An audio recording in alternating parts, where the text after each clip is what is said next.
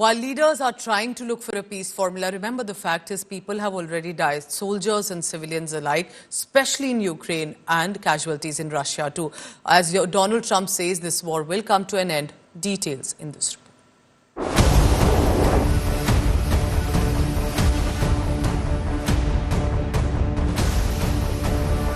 Ти маєш тримати своїм тілом, максимально береш виклики і боротьбу. Andriy Rubliuk doesn't know how long his clinical death lasted after an explosive detonated beneath him. He's an Ukrainian intelligence soldier injured in the war 2 years ago.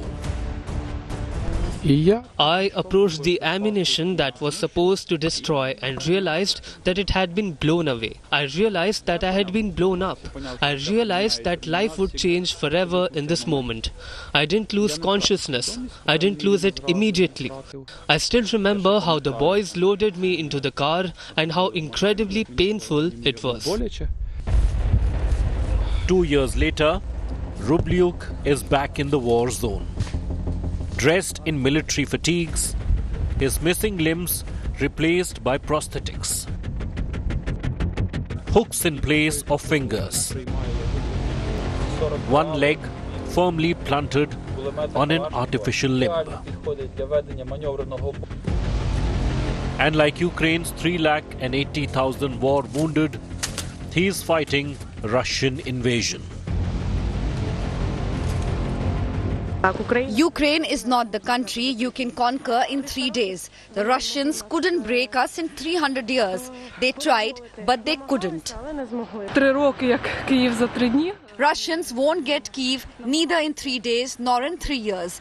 They will never get Kyiv. We are strong and we are absolutely unbreakable nation. Я даже не знаю, що.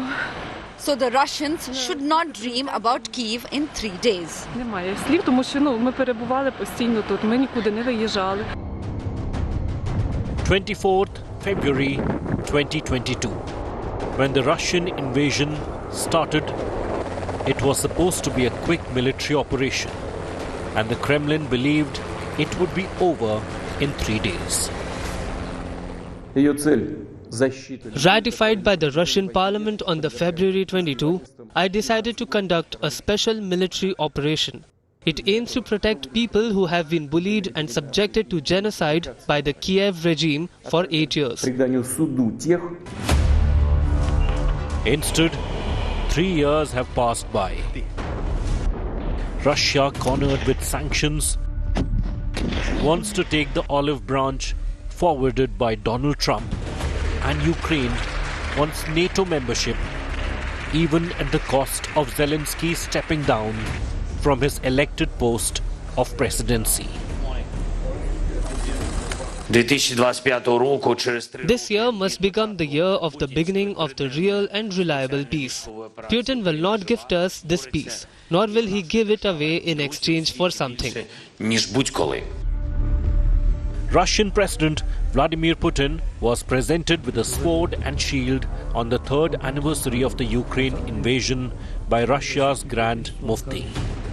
Since 24th February 2022, Vladimir Putin has ordered tens of thousands of Russian troops into Ukraine, triggering Europe's largest land war since World War II. Bureau Report, India Today.